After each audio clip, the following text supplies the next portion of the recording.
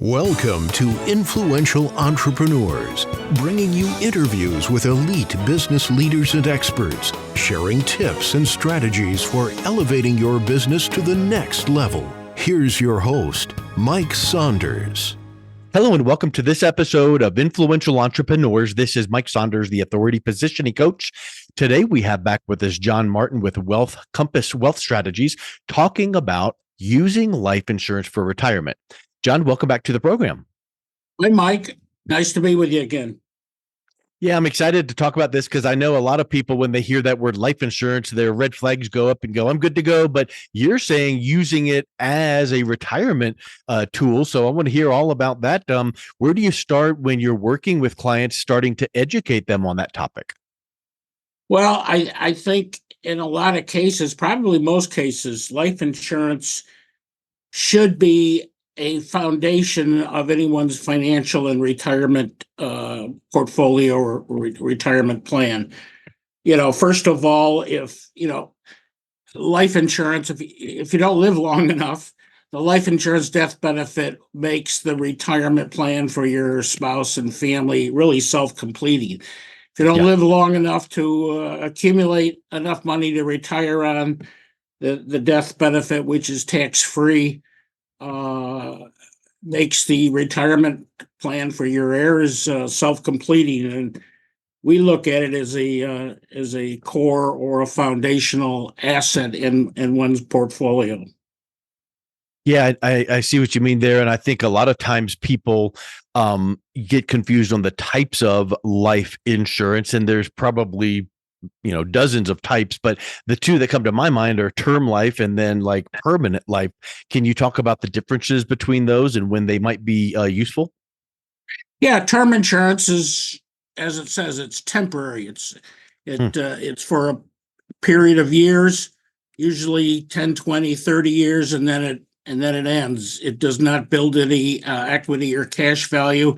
It's just straight protection like a homeowner's policy. We emphasize or focus on the cash value type, which builds cash value, and those are variable life, they're whole life policies, there's indexed universal life policies, and those are the type that can be used in retirement. The cash value can be used in retirement to supplement one's retirement income from other assets. And the money, like the cash value comes out on a tax-free basis. So you borrow the money out. You're not actually withdrawing the cash. You borrow the cash value from the insurance company using the cash value as collateral, which is a big benefit, is that the cash value is still in the policy earning interest. And the loan is a separate loan from the insurance company. And typically the loan rate is 5%. But the cash value, if it's earning anything above 5%, which it typically does, it continues to grow. Yeah, because the kind of the arbitrage, if you're borrowing at 5 but earning more than that, then you're actually at a positive. Right. Exactly. Yeah. You mentioned equity and build up and homeowners insurance, and it made me think of this analogy.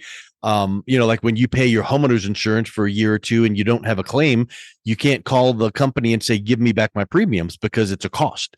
And it's similar to like when you rent a home, you pay your rent and you don't have tax write-offs, you don't have equity buildup, but when you buy a home, you do.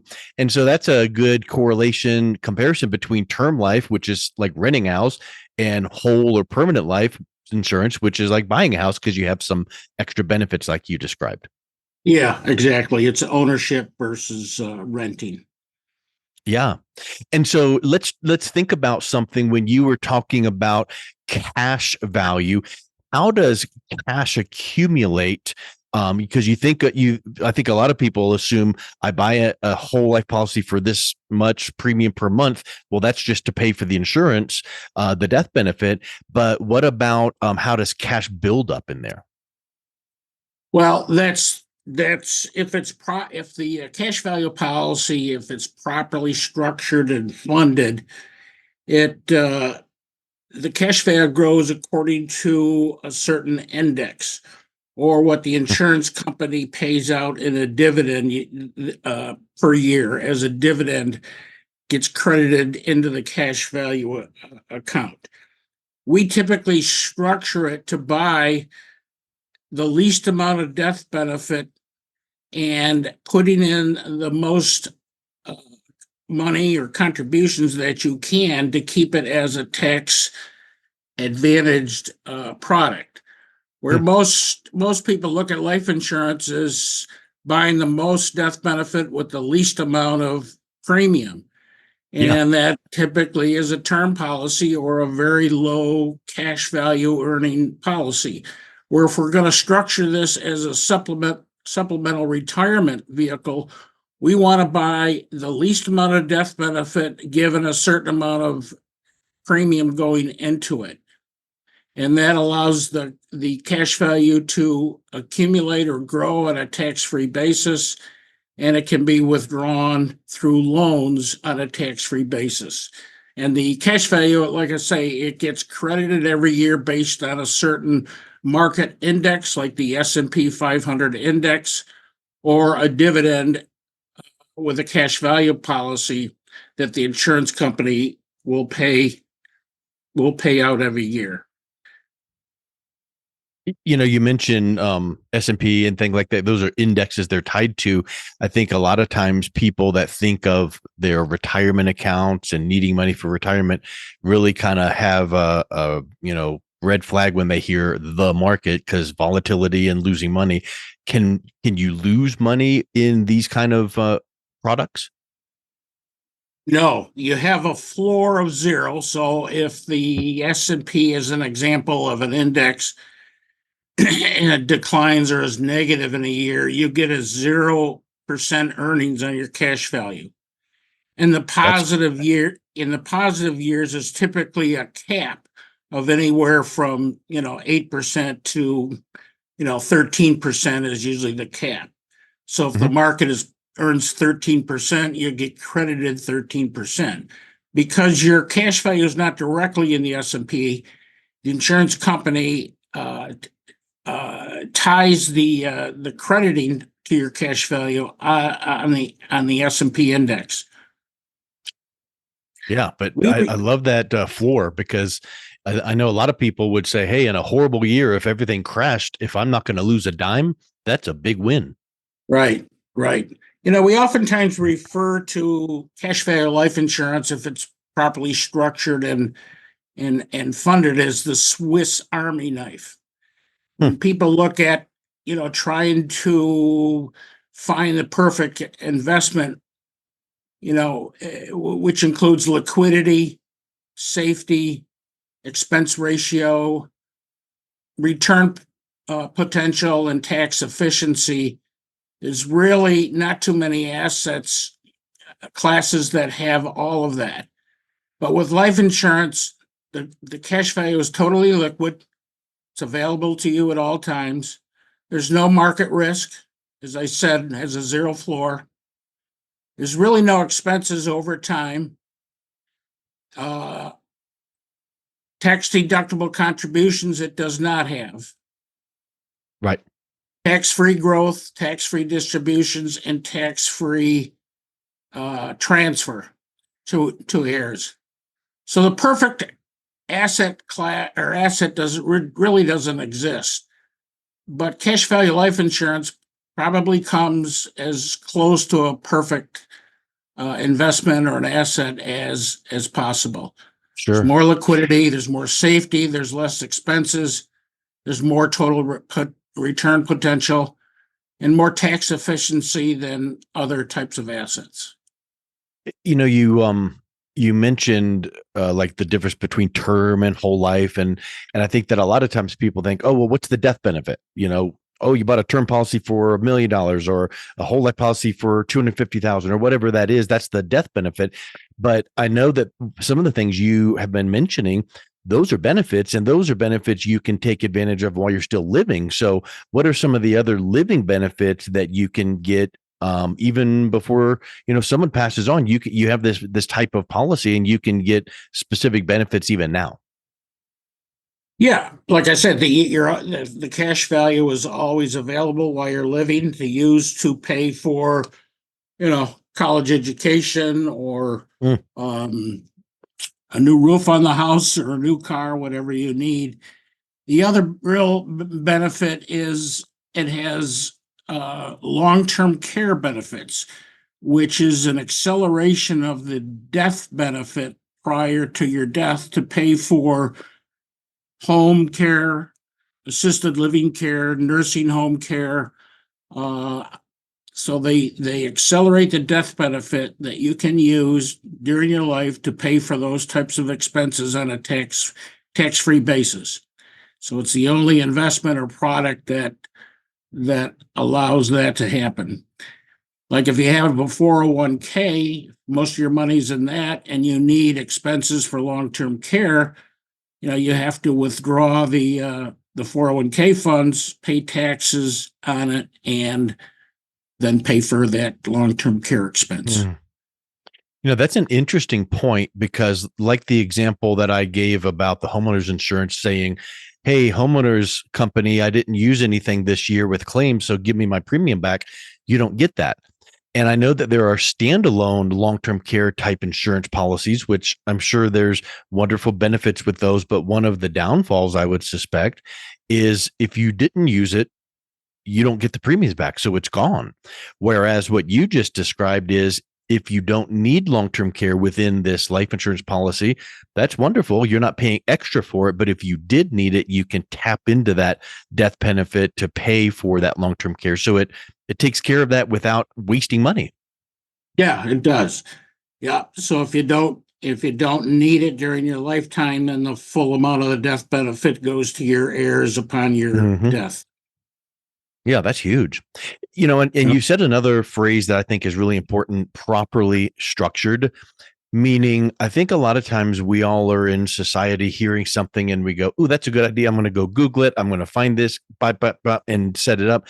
Well, you can't just go Google this type of policy and just go click and set it up. These are intricate and need to be properly structured. So, talk a little bit about some of the ways that people make mistakes. What is a not properly structured policy like this? Well, if they're based on their current age, if they don't buy enough death benefit on a given premium that they're going to put into it, they'll create what's called a MEC, which is a modified endowment policy, which means the cash value will grow tax-free or tax-deferred, but when you withdraw that cash value, it'll be taxable. It'll be treated like an IRA or an annuity. And of course, the death benefit always is tax-free, but you do not want to surpass the guidelines to the limits for to create a MEC, which is called a MEC policy. Yeah, that's a big one, because one of the big, benefits and kind of attractive points is when that cash value grows, it's growing tax free, and then you pull it out tax free. But if you trigger that limit and you find out later you have to pay taxes, that's a big thing. So I think that people just need to. Yeah, you lose out a lot of that.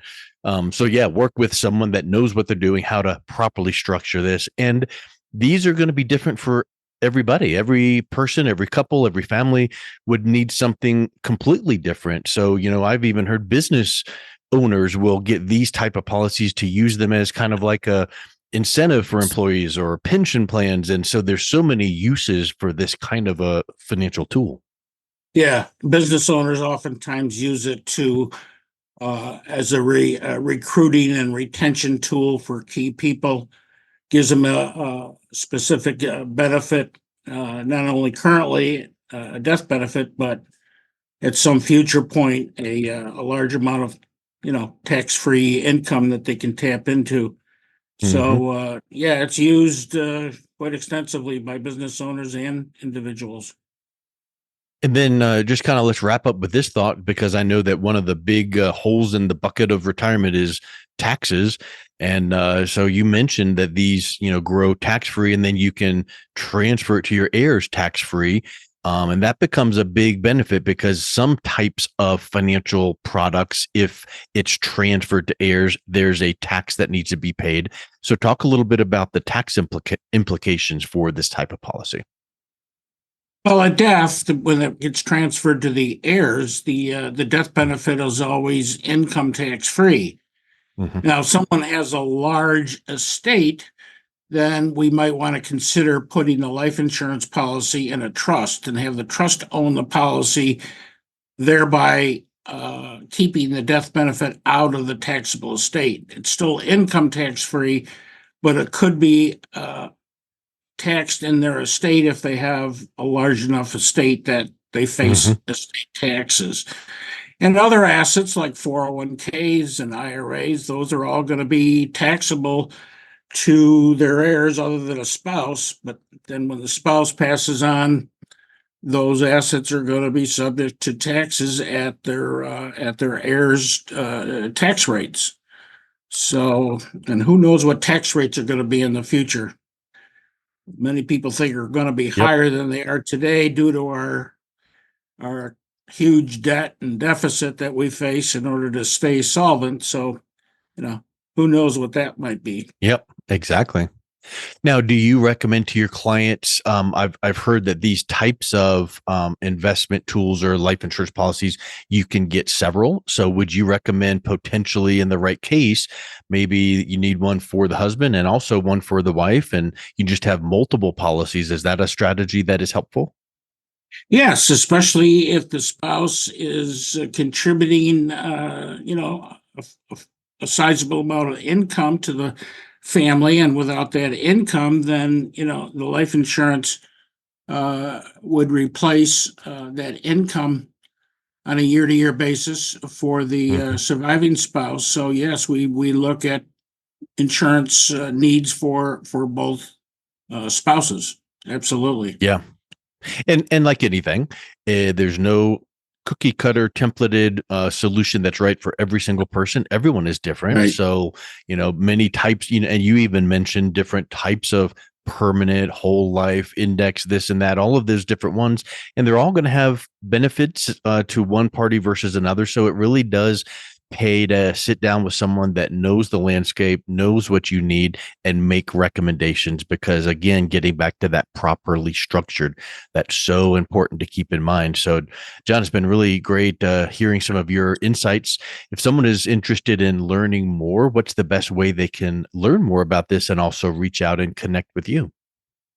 Well, they can go to my website, compasswealthstrategies.net, or they can call me at 716-823-1869.